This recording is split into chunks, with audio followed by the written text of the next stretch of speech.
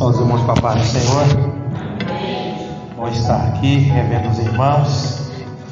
Graças a Deus. Amados, aproveitando que os irmãos estão em pé, para não perdermos tempos, abramos a nossa Bíblia no tema, capítulo 2 do livro de Atos dos Apóstolos, versículo 1. O versículo 1 diz assim, vamos ficar só no versículo 1. Cumprindo-se o dia de Pentecoste, estavam todos reunidos no mesmo lugar. Diga comigo, todos reunidos. Todos reunidos. Com um só propósito. Com um só propósito. Vamos orar? Poderoso Deus, nós louvamos a Ti por esta oportunidade de retornar à Sua casa, neste bairro, para aqui adorar e bendizer o Seu nome, ser útil a Ti de alguma maneira.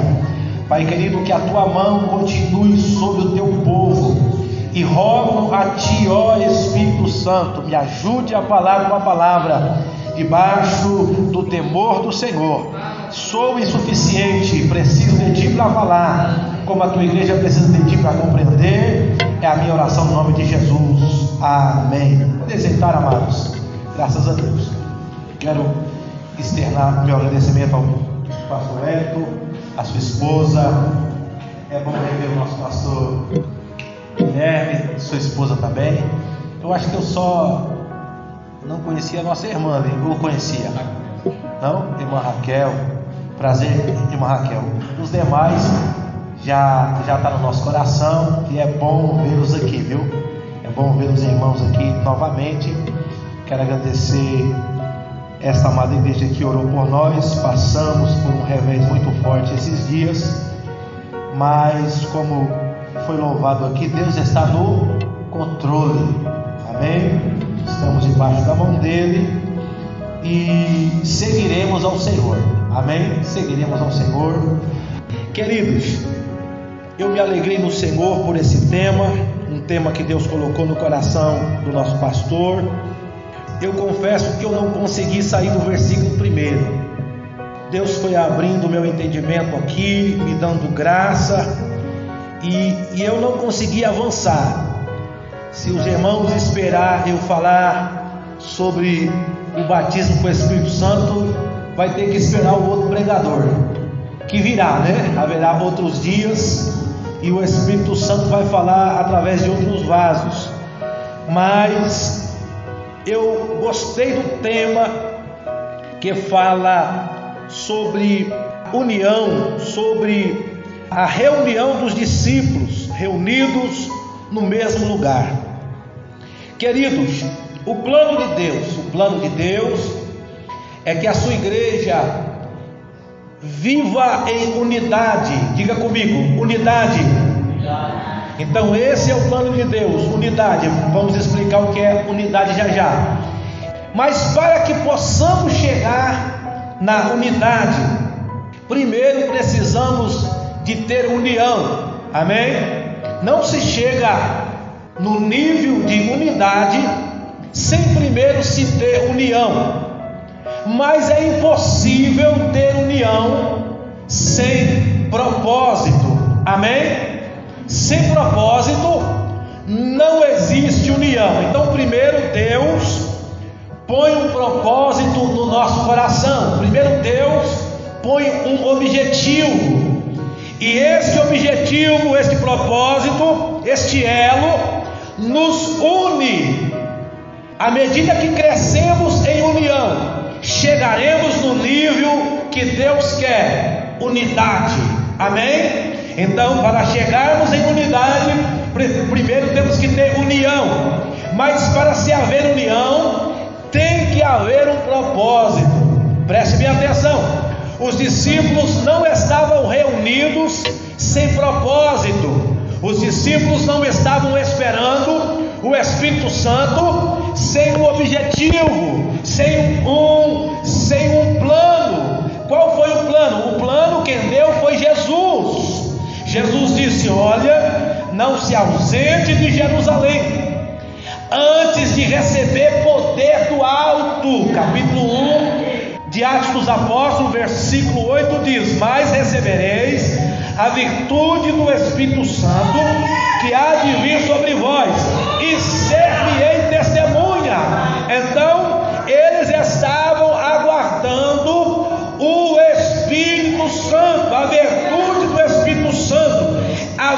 um propósito. Agora preste bem atenção, queridos. União é pessoas diferentes que tiveram um crescimento diferente, pessoas de temperamentos diferentes, mas que estão unidas. Então, se houver diferença entre nós, isso é normal dentro de uma união. Amém, queridos? É normal. É normal. A união é pessoas diferentes dentro de um mesmo propósito. É normal. Mas o irmão ali, ele é meio metido, mas ele está unido, tá? É normal. Aquele irmão ali é humilde demais, mas ele está unido, tá? É normal. Aquele irmão lá, ele é rico e o outro é pobre, mas está unido, tá? É normal. Deus une pessoas diferentes dentro de um propósito. Preste bem atenção. Quando examinamos os evangelhos, nós encontramos os apóstolos, pessoas que se divergiam entre si. Quando Jesus estava para morrer, diz o texto, que Jesus disse assim aos seus discípulos: olha, Satanás foi ao céu e pediu para se andar com vocês como se anda com o trigo. E Jesus olhou para Pedro e disse: Simão, Simão, eu roguei por ti. Aí Pedro disse assim: não, o senhor está totalmente enganado. Eu estou disposto até morrer por ti. Jesus disse: não, Simão, antes que o galo cante, tu me negarás 3 vezes. Aí Simão continuou: não, pode todos esses te negar, eu não. Simão se considerava melhor que os outros, mas eles estavam reunidos por causa de Jesus. Preste bem atenção, Tiago e João a mesma coisa. Um queria sentar à direita de Cristo na eternidade e o outro à esquerda. Havia um ladrão entre eles, Judas, e todos estavam reunidos. Ou seja, união é pessoas diferentes unidos em um propósito. Aleluia! Cristo, irmão, une pessoas diferentes. Cristo coloca pessoas diferentes juntas para que eles cheguem ao ponto de se tornar unidade. Já vamos falar o que é unidade. Amados, prestem bem atenção. Quando Deus nos une em um propósito, o propósito não pode ser um propósito inalcançável. É um propósito que de fato pode ser alcançado. Tem que ser algo real. Por que as pessoas se reuniam diante de Cristo? Porque Cristo era real. A sua palavra era como tendo autoridade. Mateus 7, versículo 28 e 29. Quando ele falava, tinha autoridade. Os milagres que ele fazia eram inquestionáveis. Lembra de Lázaro? Capítulo 11. As pessoas enterraram Lázaro. Depois de 4 dias, Jesus veio e ressuscitou Lázaro. E todos aqueles que foram no velório, no sepultamento, tiveram que voltar para ver Lázaro vivo. Ou seja, Cristo é real. Os seus milagres eram inquestionáveis. No capítulo 6 do evangelista São João, ele diz que ao multiplicar o pão, o povo viu que ele era o profeta esperado e disse: é esse o profeta que esperamos. Todos viram que só o profeta esperado podia fazer aquele milagre. Ou seja, algo que não tinha como duvidar. O que eu quero dizer com isso, irmão? Porque estamos unidos mesmo tendo muitas diferenças. Porque Cristo é real. Porque o que Jesus fez na nossa vida é real. O que Jesus tem feito em nós é real. É por isso que estamos unidos, mesmo sendo diferentes. É real, o Evangelho é uma realidade. O nosso jovem ali cantor, ele disse: há 5 anos atrás, eu não tinha condição de ensinar outras pessoas, mas hoje já é uma realidade. Ou seja, o que Jesus faz conosco é real. Você está de pé porque o Espírito Santo é real. A palavra de Deus é real. É por isso que pessoas diferentes permanecem unidas, porque Cristo é real. Oh, aleluia. Querido, preste minha atenção. Como pode alguém aguardar o Espírito Santo se Jesus não fosse real? Capítulo 1 de Atos dos Apóstolos, versículo 3, diz assim: aos quais também, depois de ter padecido, está falando de Jesus, se apresentou vivo, com muitas infalíveis provas, sendo visto por eles por um espaço de 40 dias, falando do que respeita ao reino de Deus. Cristo morreu de fato, mas ao terceiro dia ressuscitou. Só que ele deu provas que havia ressuscitado, provas infalíveis. Certa feita, Jesus apareceu para os seus discípulos. Tomé não estava presente. Diz o texto que as pessoas os discípulos estavam felizes, porque Jesus havia aparecido. Mas Tomé disse: eu duvido muito. Se eu não tocar nas suas feridas, se eu não tocar do seu lado, eu não terei certeza. Aí eles estavam reunidos em uma outra ocasião, e Tomé estava presente. A porta estava fechada. Jesus entrou, porque não tem porta fechada para Jesus. E ele foi direto de Tomé. Ei, Tomé, vem cá, rapaz, toca aqui no meu lado, na minha ferida, é real. Toca aqui na minha mão furada, é real. Eu sou real. Tem alguma coisa para comer aí? Me dá aí. Apresentaram um peixe. Morto e fantasma não come. Morto e fantasma não tem corpo. Jesus deu provas infalíveis que ele é real. Ei, meu querido, Jesus está entre nós. É uma realidade.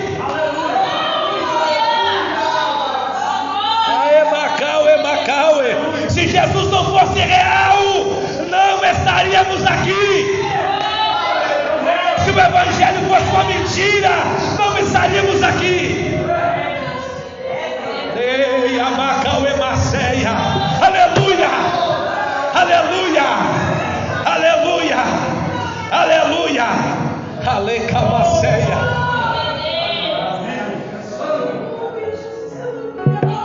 Aleluia. Só de milagre na minha casa, minha esposa foi curada só 3 vezes de câncer. A terceira vez, nós estávamos dirigindo o Chácara São José, apareceu um tumor na cabeça. E eu disse assim para Jesus: Jesus, eu não vou orar para o Senhor curar mais não, porque eu estou entendendo que o Senhor quer levar ela. Então eu vou começar a orar para o Senhor confortar meu coração e confortar o coração dos meus filhos. E eu dobrava o joelho desse jeito. Quando eu chegava lá, o sentimento mudava e vinha um sentimento de vida.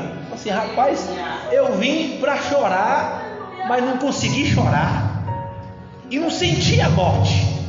Aí passava um tempo, eu disse: eu vou dobrar o joelho de novo e vou pedir para Deus consolar nossos corações, porque eu sei que Jesus quer levar ela. Aí dobrava o joelho e ia orar para chorar. Não conseguia chorar e via sentimento de vida. Na terceira vez eu entendi: não, Jesus não quer levar, não. Jesus quer curar, Jesus quer libertar, Jesus quer sarar. O tumor sumiu da cabeça, o tumor sumiu do corpo, porque Jesus é real. O seu poder é real.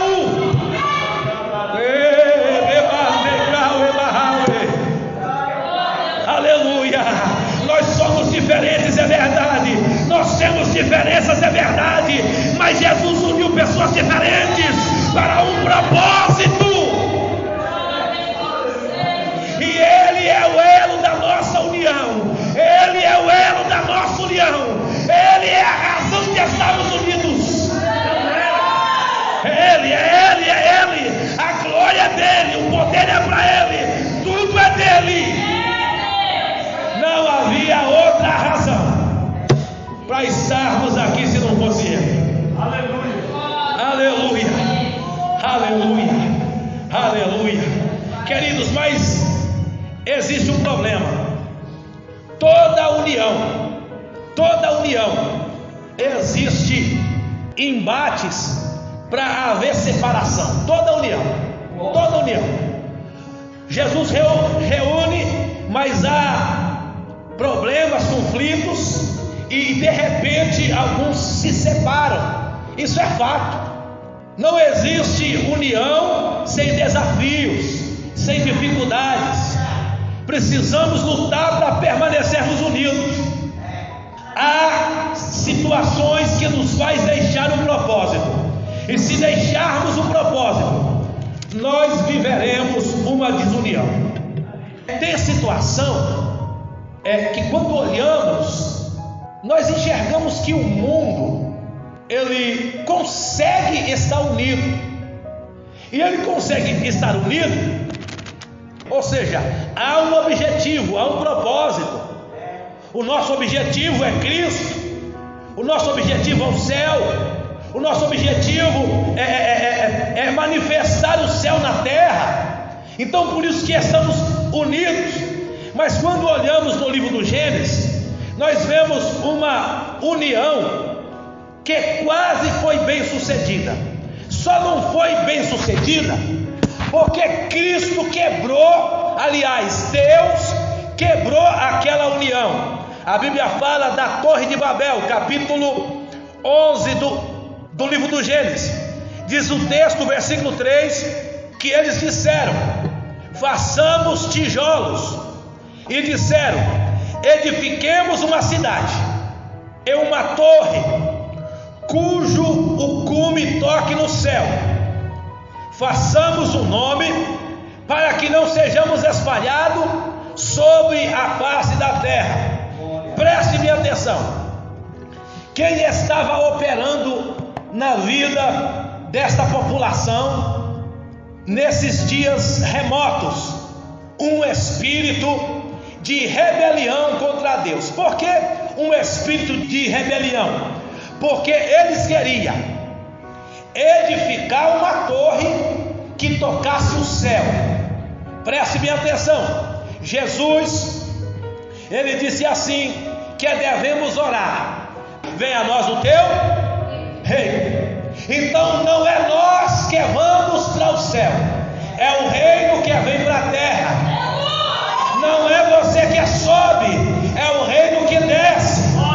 Os homens não conseguiram chegar a Deus, então Deus enviou do céu o seu Filho. É o céu que vem. Mas esses homens aqui queriam tocar o céu. Esses homens aqui queriam construir um nome para si. Esses homens queriam fazer um nome para si. Vamos ser a cidade mais antiga que já existiu, que se tem ideia, que se tem história. Seremos os patronos de todas as eras. Vamos ter um nome. Mas a nossa união não é para buscarmos um nome para nós. A Bíblia diz, quando Jesus falou a respeito do Espírito Santo, Evangelista São João, capítulo 16, Jesus disse: quando o Consolador vier, ele me glorificará. Então, ao invés dos povos que viveram em Babel, ao invés de buscarmos um nome para nós, a nossa união é para engrandecermos o nome de Cristo. Porque estamos reunidos para todos juntos, de alguma maneira, fazer o nome de Jesus grande, engrandecermos o nome de Jesus. O povo de Babel quis fazer um nome para si, mas o povo de Deus busca a glória do nome de Cristo. Se qualquer povo que se reúne, que começa a buscar a glória para si, Jesus sai dali. O Espírito Santo deixa o povo caminhar sozinho, porque a Bíblia diz: Deus resiste aos soberbos, mas quem quer a glória de Cristo, quem quer a glória do Evangelho, esse recebe graça do céu. Aleluia!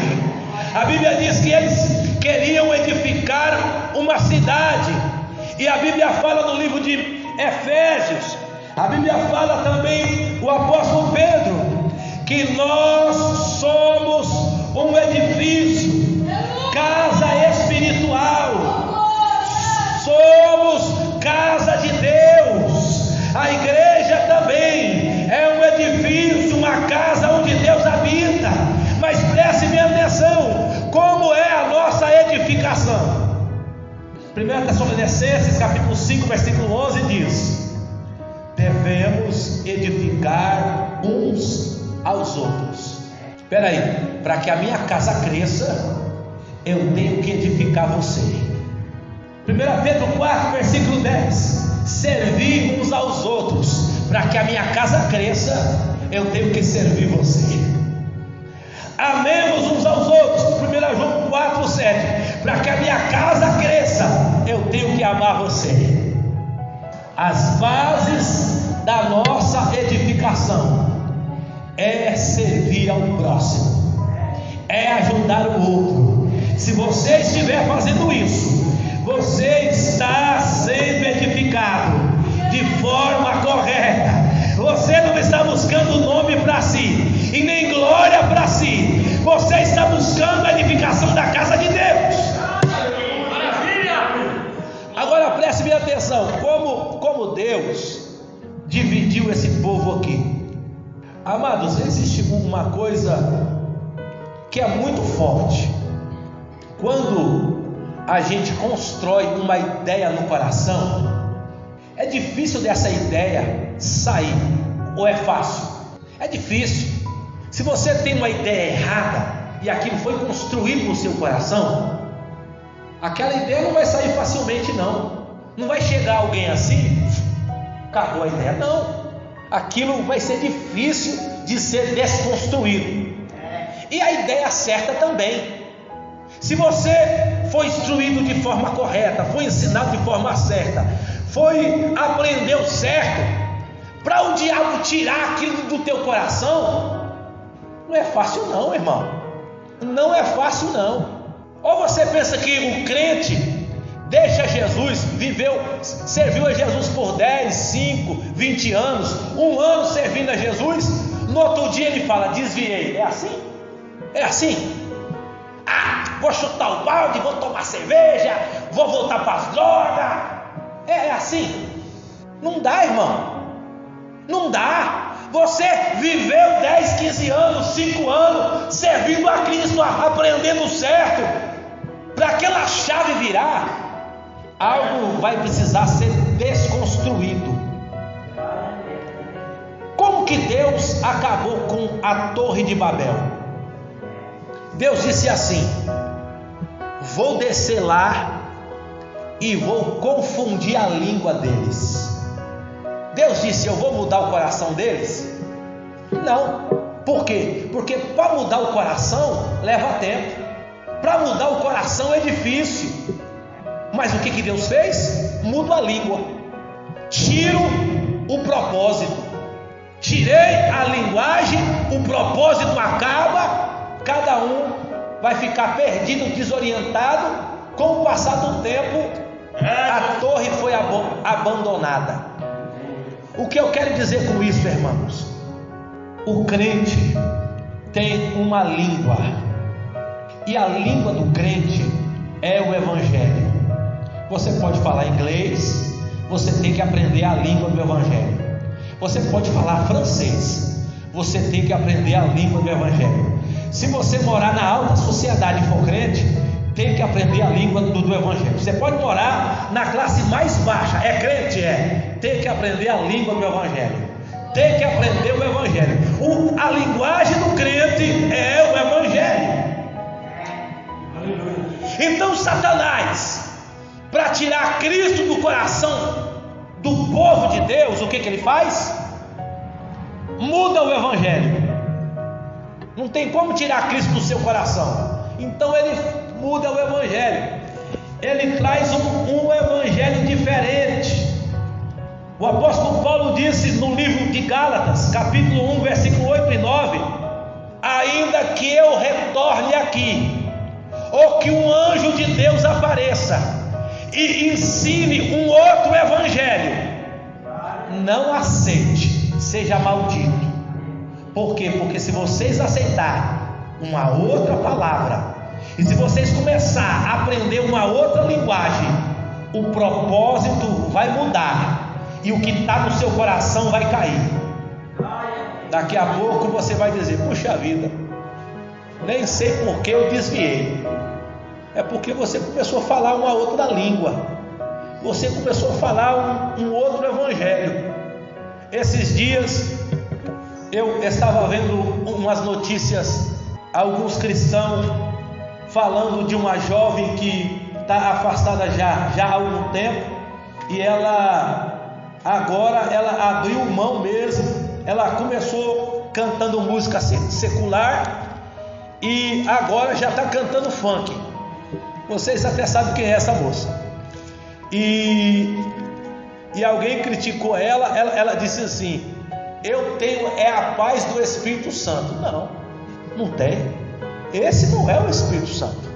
Você pode ter paz, mas não é do Espírito Santo, porque se fosse do Espírito Santo, você não estaria cantando esse tipo de música. Então perceba, irmãos, que as pessoas começaram a receber um novo evangelho. Disse o apóstolo Paulo em 2 Coríntios 11, versículo 3 a 4. Olha só o que diz aqui: mas temo que assim como a serpente enganou Eva com a sua astúcia, assim seja de alguma sorte corrompidos os vossos sentidos, e se aparte da simplicidade que há em Cristo. Porque se alguém vos pregar outro Jesus, tem pessoas que têm pregado outro Jesus, que não é em conformidade a esse evangelho, ou que recebeste outro Espírito que não recebeste. Tem pessoas recebendo outro Espírito que não é o Espírito Santo, outro evangelho que não abraçaste, com razão sofreis. Então perceba que Satanás, para mudar o nosso propósito, para quebrar a nossa união, ele planta uma nova ideia, ele planta um novo evangelho, uma nova forma de servir a Cristo. Queridos, não se aparte daquilo que você aprendeu. Não deixe os seus princípios. Conserva no coração aquilo que Jesus tem te ensinado. Se tem dado certo até aqui, por que a gente vai mudar? Se Jesus tem nos sustentado até aqui, por que vamos receber uma nova palavra, uma nova linguagem? Não, vamos conservar o evangelho. Louvado seja Deus. Amados, então Cristo quer que avançamos para a unidade. O que é unidade, irmãos? Unidade nada mais é um exemplo fácil aqui. Eu tenho um saco de laranjas. O que une as laranjas é aquele saco. Se rasgar aquele saco, vai cada laranja para um lado. Não é assim, irmãos? Então as laranjas só estão unidas por causa daquele saco ou daquele recipiente. Rompeu, as laranjas fogem. Então união é isso, unidos por causa de algo. Cristo é a razão de estarmos unidos. Mas quando nos tornamos unidade? Quando as laranjas são descascadas, batidas num liquidificador. Agora não tem mais laranja grande, nem pequena, nem azeda, nem doce. É uma laranja só. É um suco só. Todo mundo virou uma coisa só. Mas como que se avança para esse nível? Queridos, o apóstolo Paulo, pelo Espírito Santo, ele deu um exemplo claro. Abra a sua Bíblia aí e eu quero que você faça isso comigo.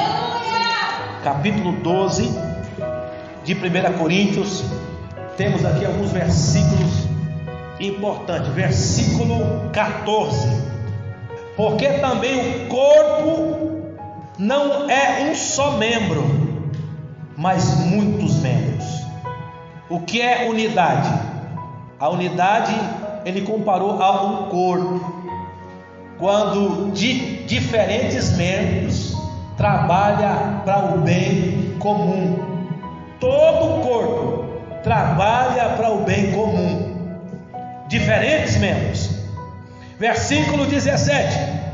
Se todo o corpo fosse olho, onde estaria o ouvido? Se todo fosse o ouvido, onde estaria o olfato? Preste minha atenção, unidade é isso. É eu olhar para você e entender que você me serve. E é você olhar para mim e entender que eu te sirvo.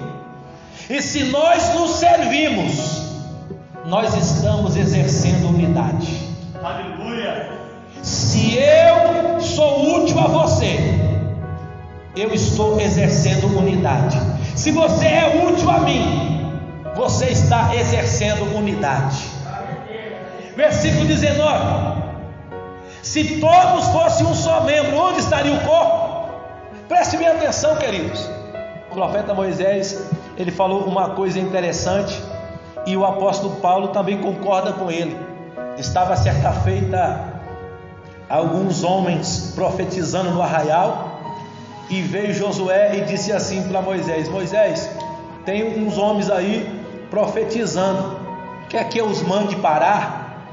Moisés disse assim: você está com ciúmes de mim? Tomara que todos fossem profetas. Que coisa linda, irmão, se todos fossem profetas. O apóstolo Paulo disse assim: procurai os melhores dons, principalmente o de profetizar. Então perceba que há uma vertente para o chamado profético. Agora imagine se todos fossem profetas. Pastor, Deus falou comigo que tem que jogar aquela cadeira fora. Aí você vai falar assim: eu também sou profeta, Deus vai ter que falar comigo primeiro. Aí o outro, a sua esposa fala assim: só se confirmar comigo, porque eu também sou. aí o irmão fala assim: não, tem que confirmar com todo mundo. Enquanto Deus não falar com todo mundo aqui, essa cadeira não sai. Ia ser uma briga de foice aqui, né?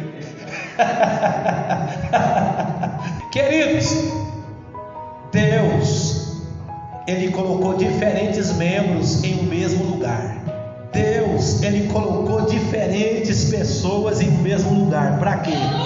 Para que a gente entenda que a sua diferença supre a minha falta, e a minha diferença supre a sua falta.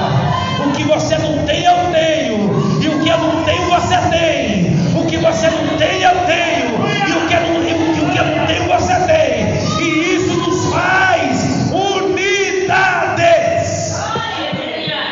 Quando nós chegarmos nesse nível de entendimento, as coisas mudam. Quando a gente chegar nesse nível de entendimento. E é tão interessante isso, meu irmão, porque ele vai dizendo aqui, olha, versículo 22 do capítulo 12 de 1 Coríntios: antes os membros do corpo que parecem ser mais fracos são necessários. Eu acredito, o meu pé é muito útil, e é forte, mas o que seria do meu corpo sem a visão? E a visão é fraca. Se você der uma bica no olho de alguém, dependendo do tamanho da sua unha, aquela pessoa não vai enxergar mais nunca. Mas o que é mais fácil você defender no corpo? O pé ou o olho? O que é mais fácil? É o olho, meu irmão. Porque aquele que você reputa ser frágil, você dá grande importância. É frágil, então cuida dele um pouco mais. É frágil, então preserve ele um pouco mais. Quebrou o pé, dá para meter um pino lá, não dá para meter um pino? Coloca ferro, engessa. Dá para engessar o olho? Dá para colocar um pino no olho? Dá, irmão? Não dá. Queridos, o corpo é exatamente assim. Aquilo que a gente acha que é frágil, a gente damos grande importância. Amados, eu quero concluir da seguinte maneira: Cristo nos chamou, nos uniu para manifestar o céu. Estamos unidos para manifestar o céu. Disse o apóstolo Paulo que todos devem sentir o bom cheiro de Cristo, 2 Coríntios 2,14. 2 Coríntios 3,2. Somos uma carta aberta. Lucas 17:21. O reino de Deus está entre nós. O reino de Deus está entre nós. Está entre nós o reino de Deus. E as pessoas têm que ver isso. Queridos, se as pessoas lá fora não vê Jesus aqui, nunca que eles vão entrar. Na primeira pregação de Pedro, há anos atrás, eu ficava questionando como pode a pregação de Pedro ter convertido quase 3.000 almas, a primeira pregação. Porque você olha ali, é uma mensagem muito boa, mas não é extraordinária. Preste bem atenção, não estou diminuindo o apóstolo Pedro não, tá, irmãos? Mas olhe lá, não é uma coisa tremenda. Tem toda a exegese necessária, está tudo lá. Rapaz, tem gente que prega melhor que Pedro e não se converte 3.000. Tem pregadores muito mais excelentes que Pedro na terra e não se converte nem 10. Por que Pedro conseguiu na sua primeira mensagem ganhar 3.000 almas para Jesus?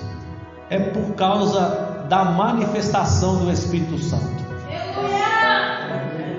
Diz o texto que lemos na leitura inicial, que antes de Pedro pregar, veio o Espírito Santo, deu línguas para eles, e eles começaram a falar no idioma das outras pessoas, e as pessoas estavam ouvindo coisas de Deus na sua própria língua. Elas estavam atônicas, elas estavam admiradas. Como pode esses homens galileus conseguir falar do nosso próprio idioma? É o poder do céu, é a manifestação do Espírito Santo. Se o Espírito Santo se manifestar no nosso meio, se houver profecias, se houver poder, se houver expulsão de demônios, se houver cura, se houver testemunho, o céu está aqui. E se o céu estiver aqui, as pessoas vão vir, deixa o céu descer, deixa o céu se manifestar. O nosso cantor adore. Querido, com a permissão do pastor, fique de pé. Vamos adorar com o nosso levita.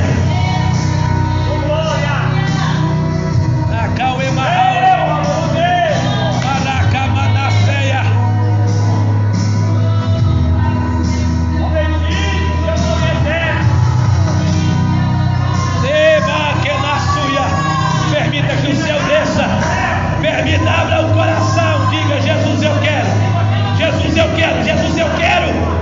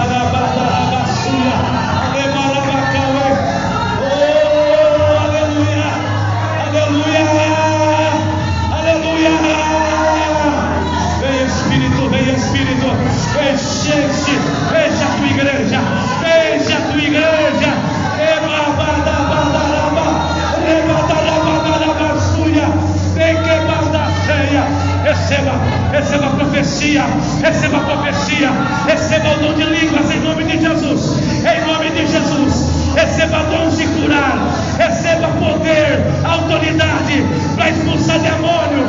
Passe a pisar serpentes, passe a pisar escorpiões. Oh,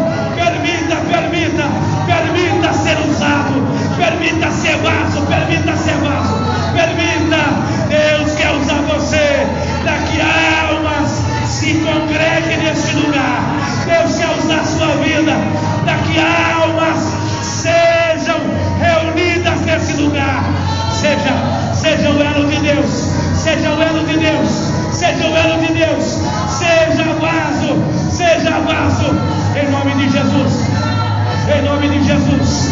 Eu expulso desta igreja todo medo, eu expulso desta igreja toda covardia, toda covardia, todo medo, cai por terra agora. Oh Deus, permita que anjos do céu venham ministrar sobre nós, em nome de Jesus. Permita que anjos do céu ministrem aqui, colocando sapatos no pé de crente, colocando autoridade no pé de crente aqui, para pisar serpentes,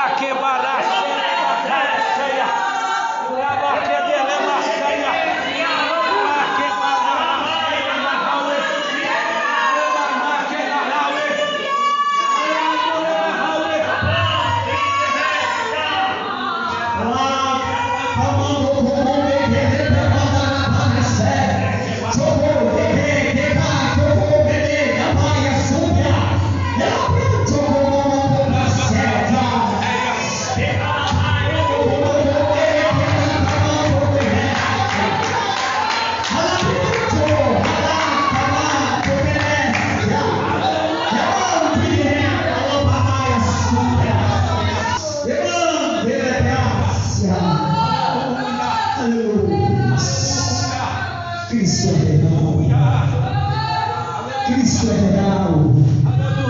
Real que o que Ele vai fazer na tua vida, isso é real. O que Ele vai fazer no nosso meio é real. Isso é sobrenatural.